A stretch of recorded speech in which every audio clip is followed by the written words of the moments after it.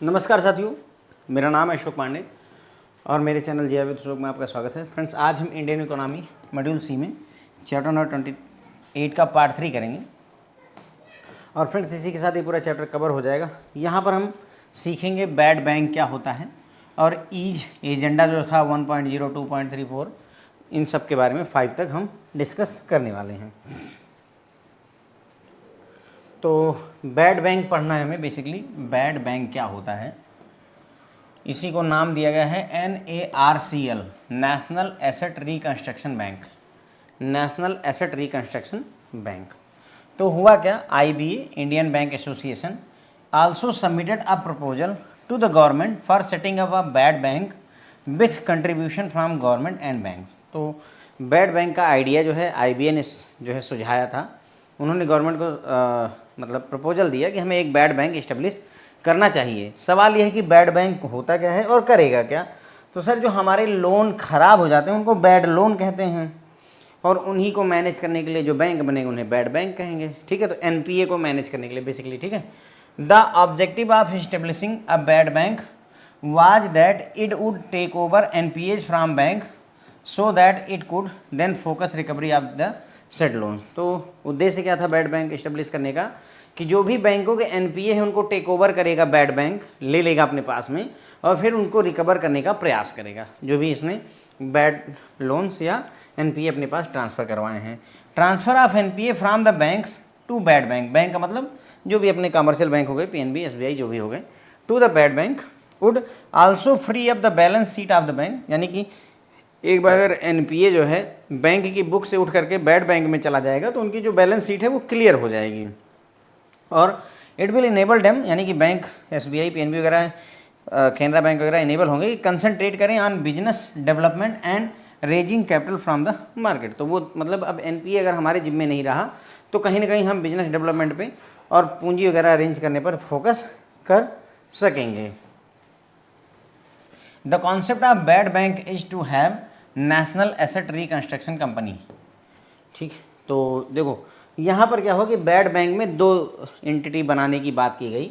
Bad bank में एक तो NARCL होगा, नेशनल एसेट रिकंस्ट्रक्शन कंपनी होगी, जिसके साथ में कपल्ड किया जाएगा डेट रिजोल्यूशन कंपनी, यानी कर्जे का रिजोल्यूशन कंपनी। कर्जे को सॉल्व करने का प्रयास करने के लिए एक और कंपनी बनाई गई जिसे IDRCL कहा गया, India debt resolution company limited, India debt resolution company limited, IDRCL। तो मतलब बैड बैंक में दो कंपनियां आती हैं, एक NARCL national asset reconstruction company और दूसरा आती है डेट रिजोल्यूशन कंपनी जिसका नाम है India debt resolution company limited. While NARCL has been set up by bank to aggregate and consolidate stress asset for their subsequent resolution. यानी NARCL का काम क्या होगा, दो हैं तो दोनों के काम समझने पड़ेंगे। तो NARCL has been set up by bank to aggregate and consolidate stress asset of for their subsequent resolution. मतलब जो भी बैंकों के पास में NPA है उसको ट्रांसफ़र करके अपने पास ला करके रखने की जिम्मेदारी होगी NARCL की। बस इतना ही काम ये निभाएगा, सारा लोन ला करके अपने पास रखेगा। रिकवरी वगैरह का प्रयास कौन करेगा, ये करेंगे IDRCL। IDRCL is a service company, operational entity which will manage the asset and engage market professional and turn around expert। IDRCL जो है India debt resolution company limited is a service company, ये एक service company है। which will manage the asset, जो कि asset को manage करेगी, engage होगी मार्केट प्रोफेशनल और टर्न अराउंड एक्सपर्ट्स के साथ। मतलब इसमें इनका काम क्या होगा, इन एसेट्स की रिकवरी करना, ठीक है, और इसके लिए ये हेल्प लेंगे मार्केट एक्सपर्ट्स वगैरह की। While for NARCL public sector bank की होल्डिंग 51% की रहेगी, IDRCL के केस में 49% कैपिटल इनके पास रहेगा। ठीक है, तो NARCL में पब्लिक सेक्टर बैंक की हिस्सेदारी 51% है, जबकि IDRCL में 49% की हिस्सेदारी पब्लिक सेक्टर बैंक्स की रहने वाली है। NARCL was incorporated as a company on 7 July 2021। NARCL जो है एक कंपनी के तौर पर इनकॉर्पोरेट हुई 7 जुलाई 2021 को। Minimum cut off amount for transfer of loan to NARCL is यानी अगर कोई बैंक NARCL के पास में लोन NPA को ट्रांसफ़र करना चाहता है तो वो अमाउंट कम से कम 500 करोड़ रुपए की होनी चाहिए। कितने की होनी चाहिए फ्रेंड्स? 500 करोड़ रुपए की होनी चाहिए। कट ऑफ लिमिट ये है। It is expected that sale of the bad loans to NARCL, bank क्या करेंगे, NARCL को अपना बैड लोन बेचेंगे, NPA को बेचेंगे। तो NARCL 15% कैश देगा, 15% कैश देगा और बाकी का 85% सिक्योरिटी रिसिट के तौर पर दिया जाएगा। कौन देगा, किसको देगा? NARCL 15% कैश देगा, 85% सिक्योरिटी रिसिट देगा। किसको? जिस बैंक से वो NPA खरीदेगा। ठीक है, जिस बैंक से NPA खरीदेगा। Initially the central government is expected to guarantee the security receipt, the government guarantee will be valid for 5 years. शुरुआत में ऐसा माना जा रहा है कि जो सिक्योरिटी रिसिट जो 85% सिक्योरिटी रिसिट होंगी उसके लिए गारंटी दी जाएगी गवर्नमेंट ऑफ इंडिया द्वारा और ये 5 साल के लिए वैलिड होगी। फिर आ जाता है हमारा अगला टॉपिक, ईज ऑफ एक्सेस। ठीक है, तो हमने यहाँ पर बैड बैंक का कॉन्सेप्ट समझा, बहुत आसान है, कोई मुश्किल नहीं है। बैड बैंक, इसके दो विंग्स हैं एक तरीके से कह सकते हैं, एक NARCL और दूसरा जो है वो डेट रेजोल्यूशन वाले। ठीक है, तो इंडियन बैंक एसोसिएशन ने एक प्रपोजल दिया बैंक गवर्नमेंट को कि हमें बैड बैंक इस्टेब्लिश करना चाहिए। उद्देश्य क्या था? उद्देश्य ये था कि जो भी बैंकों के NPA हैं उनको ट्रांसफ़र कर दिया जाए बैड बैंक के पास और इसका काम ही सिर्फ NPA देखना होगा। ये ना तो लोन देगा, ना जो है आपका डिपॉजिट करेगा, कुछ नहीं, सिर्फ NPA मैनेज करने की जिम्मेदारी बैड बैंक को दी जाएगी। ठीक है, NPA एक बार बैड बैंक से मतलब बैंकों से बैड बैंक में ट्रांसफ़र हो गया तो बैंक जिनके पास NPA था उनकी बैलेंस शीट अच्छी हो जाएगी और वो डेवलपमेंट और कैपिटल वगैरह के काम में अपना मन लगा पाएंगे। ठीक है, बैड बैंक में 2 एंटिटी की बात की गई, NARCL और IDRCL। ठीक है, NARCL national asset reconstruction company और IDRCL India debt resolution company limited. ठीक है, ये 2 कंपनियां यहाँ पर आएंगी।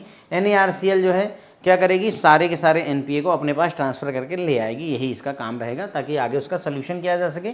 एक बार सारे एसेट आ गए इसके पास में, सारे NPA आ गए, तो IDRCL India debt resolution company limited जो है अपना काम शुरू करेगी, जो कि क्या करेगी, इन एसेट्स को मैनेज करेगी, प्रोफेशनल्स वगैरह की हेल्प लेकर के रिकवरी करने का प्रयास करेगी। ठीक है, NARCL में बैंकों की, पब्लिक सेक्टर बैंकों की हिस्सेदारी 51% है, जबकि IDRCL में 49% हिस्सेदारी रहने वाली है।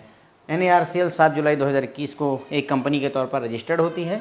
NARCL में अगर आपको लोन ट्रांसफ़र करना है तो कम से कम 500 करोड़ रुपए का NPA होना चाहिए, तभी ट्रांसफ़र हो सकता है। जब भी बैड बैंक, कोई बैंक बेचेगा बैड लोन, जब भी आप NPA को बेचेंगे जो है NARCL को, तो उसमें 15% कैश NARCL देगा बैंक को, 15% कैश देगा और बाकी 85% सिक्योरिटी रिसिट के तौर पर आपको दिए जाएंगे। यानी कैश नहीं दिया जाएगा, एक रसीद दे दी जाएगी। क्यों दे दी जाएगी? क्योंकि उनको भी पैसे आगे चल करके आपका NPA बेच करके या NPA से रिकवरी करके तभी पैसे मिलेंगे, इसलिए वो सिक्योरिटी रिसिट देते हैं। ठीक है, उसका सेंट्रल गवर्नमेंट इसमें गारंटी देगी जो कि 5 साल तक वैलिड रहेगी। किस चीज़ की गारंटी देगी? कि जो सिक्योरिटी रिसिट इशू की गई है बैड बैंक द्वारा, NARCL द्वारा, उसकी गारंटी हम देते हैं। फिर आ जाती है friend ease of access and service excellence. Ease, EASE, full form इसका ध्यान रखें, ease of access and service excellence. बहुत ज़्यादा काम की चीज़ नहीं है, बस थोड़ा थोड़ा समझते हुए चलिएगा, बाकी थ्योरी बेस्ड है, ये ज़्यादा काम का नहीं है। Public sector bank reform agenda, जिसे नोन एज ईज कहा गया, ease of access and service excellence के नाम से जाना गया, was based on the recommendation made by whole time directors and senior management of public sector bank and government in PSB Manthan इन नवंबर 2017। तो ध्यान रखें, पब्लिक सेक्टर बैंकों की जो मंथन हुई थी नवंबर 2017 में, वहीं पर ही ईज टर्म को कॉइन किया गया था। ईज क्या है? Ease of access and service excellence का कॉन्सेप्ट PNB मंथन से निकल करके, PNB कह रहा हूँ, PSB पब्लिक सेक्टर बैंक मंथन से ही निकल करके आया हुआ है। क्या उद्देश्य है? जनता को चीज़ें आसानी से अवेलेबल करवाना है, एक तरीके से कह सकते हैं। जैसे आपको कोई बिजनेस करना है तो अगर ईज रहेगा तो चीज़ें आसानी से स्मूथली हो जाएंगी, वही बात है यहाँ पर। ठीक है, the agenda encompasses a synergic approach to ensure prudential and clean lending, better customer service, enhanced credit availability, focus on MSME and better governance. तो यहाँ पर क्या था? बेहतर कस्टमर सर्विस मिलेगी, क्लीन लेंडिंग यानी कि बिना कोलेटरल के लोन मिलना, ज़्यादा लोन मिलेगा, MSME पर फोकस रहेगा, बेटर गवर्नेंस, पर फोकस रहने वाला है। ठीक है, ease agenda is aimed as institutionalise clean and smart banking and ease banking reform index measure performance of each PSB and 120 plus objective matrix. मतलब यहाँ पर क्या है कि ईज एजेंडा का एम क्या है, इंस्टीट्यूशनलाइज यानी अवेलेबल करवाएंगे क्लीन और स्मार्ट बैंकिंग आपको अवेलेबल करवाई जाएगी।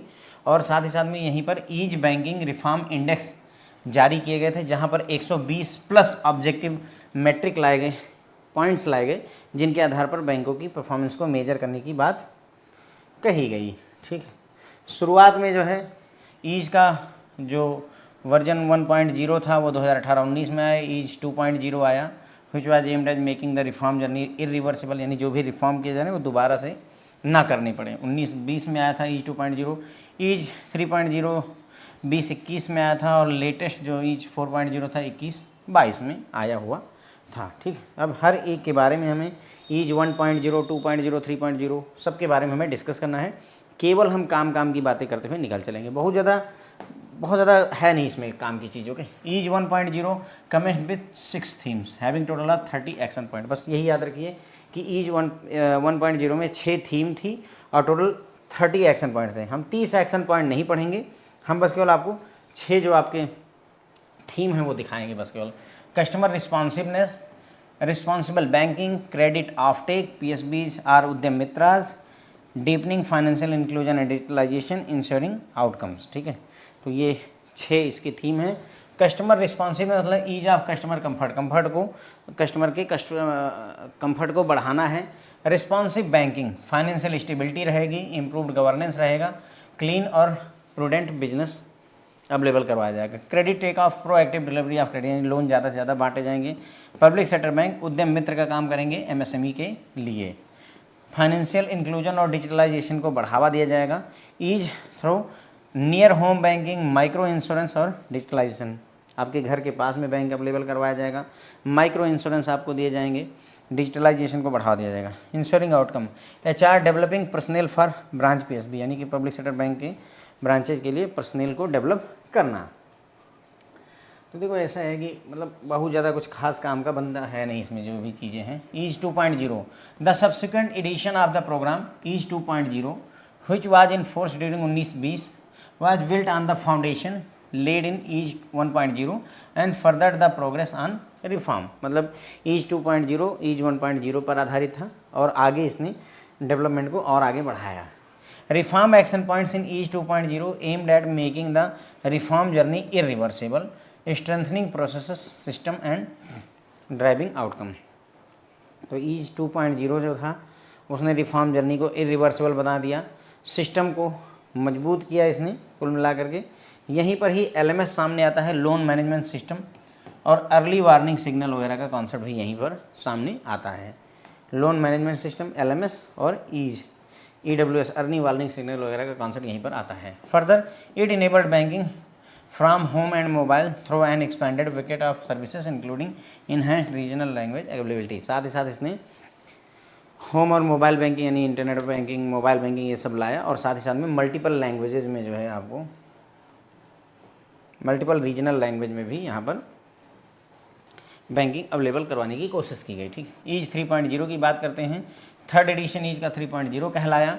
ये फाइनेंशियल ईयर 2021 में लाया गया था। To help catalyst accelerated adoption of customer centric digital transformation initiative across PSB, यानी कि बैंकों में डिजिटल ट्रांसफॉर्मेशन लाना जो कि कस्टमर सेंट्रिक हो, कस्टमर को फायदा पहुंचाए। ठीक है, ease 1.0 2.0 laying firm foundation for robust banking and institutionalised system, PSBs were set up to transfer into digital and data driven next gen bank. मतलब 1.0 और 2.0 ने फाउंडेशन रख दी थी, और यहाँ पर कोशिश हुई कि डिजिटल और data driven next gen bank establish किए जाएं। ईज 3.0 एम्फेसाइज करता है on use of digital analytics and AI, fintech partnership across customer service, convenient banking, end to end digitalised processes for loan sourcing and processing, analytics driven risk management as well as decision support system for एजर। मतलब कुल मिलाकर के digital and digital, right, यही तो कहेंगे ना, digital analytical और AI वगैरह का, फिनटेक पार्टनरशिप वगैरह, इन सभी चीज़ों को मतलब कुल मिलाकर के इन्होंने जो कहना चाहा वो यही कहा कि भाई सब चीज़ें डिजिटलाइज करनी है। इसकी 4 थीम है फ्रेंड्स, ईज 3.0 की 4 थीम्स हैं। क्वेश्चन पूछा गया है आपकी मैकमिलन बुक में ही कि smart lending for aspiring India, ये थीम किस ईज की है, ईज 3.0, 2.0, 1.0, इस तरीके के क्वेश्चन यहाँ से पूछे जाते हैं फ्रेंड्स। ओके, तो smart lending for aspiring India, hard wiring sound banking through IT system, tech enabled ease of banking और governance and outcome centric HR, ये 4 फ्रेंड्स जो है थीम है इसकी 3.0 की। ठीक, फिर आ जाता है हमारा ईज 4.0।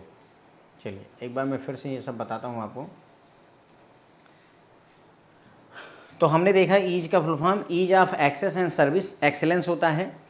पीएसबी मंथन हुआ था नवंबर 2017 में, वहीं पर ही ईज एजेंडे को अपनाया गया था। उद्देश्य क्या था, कस्टमर के लिए चीज़ों को आसान करना, एमएसएमई पर फोकस करना, ज़्यादा से ज़्यादा लोन अवेलेबल करवाना, गवर्नेंस को मजबूत करना। ठीक है, ईज का एजेंडा क्या था, क्लीन और स्मार्ट बैंकिंग अवेलेबल करवाना।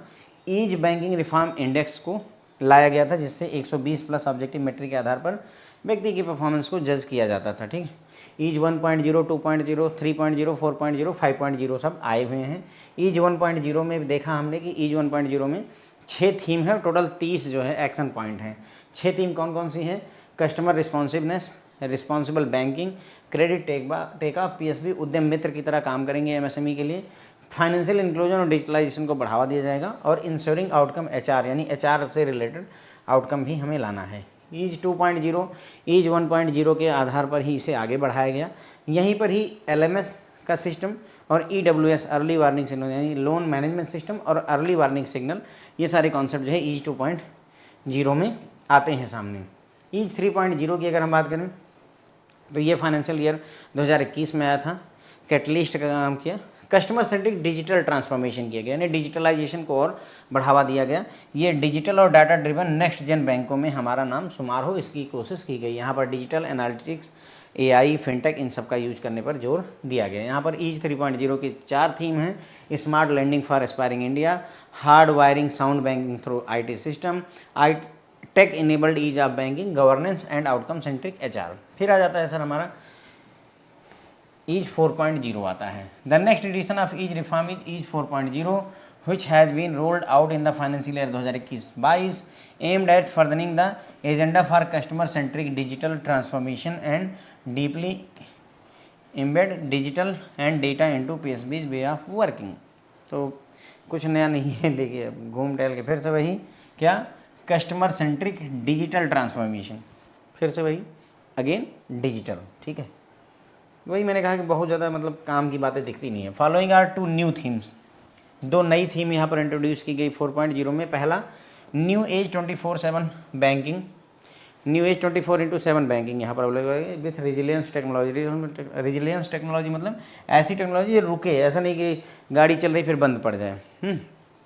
उसके बाद में दूसरा है collaborative banking for synergetic outcome aimed at maximising synergic through collaboration between PSBs and with the broader financial service ecosystem such as NBFC for coordinated handling of coordinated loans। मतलब collaborative banking, बस collaboration करने की बात यहाँ पर की गई है। In addition to the above new theme, several other new reforms will be added to the existing themes such as increased use of digital and data for agri financing through partnership with the third party for alternative data exchange, driving impetus on digital payment in semi-urban and rural areas, at scale adoption of doorstep banking for PSB customers etc। तो 4.0 में अगर हम बात करें, कुछ काम की बात नहीं है। ये 4.0 में कस्टमर सेंट्रिक डिजिटल ट्रांसफॉर्मेशन की ये बात करते हैं। 2 नई थीम ऐड की, एक तो पहला न्यू एज 24/7 बैंकिंग है, अनइंटरप्टेड बैंकिंग आपको दी जाएगी। दूसरा कोलैबोरेटिव बैंकिंग की बात ये करते हैं। ठीक है, इसके अलावा जो है इंक्रीज यूज किया जाएगा डिजिटल और डेटा का एग्री फाइनेंसिंग के लिए थर्ड पार्टी के साथ पार्टनरशिप करके। उसके अलावा सेमी अर्बन और रूरल एरिया में डिजिटल पेमेंट को बढ़ावा देने की कोशिश की जाएगी। डोर स्टेप बैंकिंग को आसान किया जाएगा कस्टमर्स के लिए। Ease 5.0 the latest version of this initiative ease 5.0 common reform agenda of ease next. ठीक है, इसको नाम क्या दिया गया, ईज नेक्स्ट प्रोग्राम। ठीक है, ease next programme was launched by finance minister Shrimati Nirmala Sitharaman in June 2022, ठीक है। तो ईज 5.0 आया है, common reform agenda of ease next programme है ये, ठीक है। किसने दिया था? निर्मला सीतारमण जी ने दिया था। तो ईज नेक्स्ट जो प्रोग्राम है फ्रेंड्स, इसमें दो जो है मेजर इनिशिएटिव हैं। थोड़ा इसके लिखने का तरीका देख लीजिएगा, ईज नेक्स्ट लिखने का ना, ईज नेक्स्ट है ना, एकदम गैप नहीं है। इसमें दो मेजर इनिशिएटिव हैं, एक तो ईज 5.0 और दूसरा है ईज 5.0 जिसे रिफॉर्म पीएसबी में रिफॉर्म एजेंडा कहेंगे, और दूसरा bank specific strategic 3 year road map, यानी कि हर बैंक के लिए 3 साल का एक road map, strategic road map बनाने की भी बात यहाँ पर की गई है। Under EASE 5.0, PSB will continue to invest in new age capabilities and deepen the ongoing reform to respond to evolving customer needs, changing competition and technology environment. तो EASE 5.0 वही फिर से डिजिटल वाला ही काम और बढ़ाया जाएगा, ठीक है। 5.0 would focus on digital customer experiences and integrated and inclusive banking with emphasis on supporting small businesses and agriculture. तो डिजिटल कस्टमर एक्सपीरियंस को अच्छा करेंगे, जोर देंगे स्मॉल बिजनेस और एग्रीकल्चर पर। साइमल्टेनियसली जितने भी पीएसबी हैं आल्सो क्रिएट करेंगे एक bank specific 3 year strategic road map across diverse theme, जैसे business growth, profitability, risk, customer service, operations and capability building, ठीक है। तो 5.0 में ये बातें हो गई फ्रेंड। देखिए, पहला ईज 5.0 में ईज नेक्स्ट प्रोग्राम लाया गया, निर्मला सीतारमण जी द्वारा लॉन्च किया गया था इसको। इसमें जो है दो मेजर कंपोनेंट है या इनिशिएटिव हैं। ईज 5.0 तो है ही, जिसमें हम ईज 4.0 3.0 वाला काम करेंगे, प्लस एक और काम किया गया कि bank specific strategic 3 year road map और बनाया गया। हर एक बैंक के बिजनेस की प्रायोरिटी के आधार पर 3 साल का एक रोड मैप बनाया गया कि इसमें क्या फोकस करना है, ठीक है। 5.0 में न्यू एज टेक्नोलॉजी में इन्वेस्ट किया जाएगा, कस्टमर के डिजिटल एक्सपीरियंस को सुधारा जाएगा, ठीक है। जोर दिया जाएगा स्मॉल बिजनेस और एग्रीकल्चर पर, और साथ ही साथ में जितने भी पीएसबी हैं वो एक बैंक स्पेसिफिक 3 साल की स्ट्रेटजिक रोड मैप बनाएंगे डाइवर्स थीम पर, ठीक है। हर एक बैंक जो है स्ट्रेटजिक थीम अक्रॉस डाइवर्स 3 साल का एक रोड मैप बनेगा हर एक बैंक के लिए। किसी का बिजनेस ग्रोथ पर रहेगा, किसी का प्रॉफिटेबिलिटी पर, किसी का रिस्क पे, किसी का कस्टमर सर्विस, किसी के सब पे रहेगा। तो कुल मिलाकर के ये सारी चीज़ें करके ईज 5.0 कंप्लीट होने वाला है, ठीक है। तो जैसा कि मैंने कहा सर, जो है बैड लोन ठीक है, ईज 1 2 3 4 कोई बहुत ज़्यादा काम का नहीं दिखा है। फिलहाल अगर क्वेश्चन पूछेंगे तो इसमें से बात बन जाएगी। Thank you so much friends.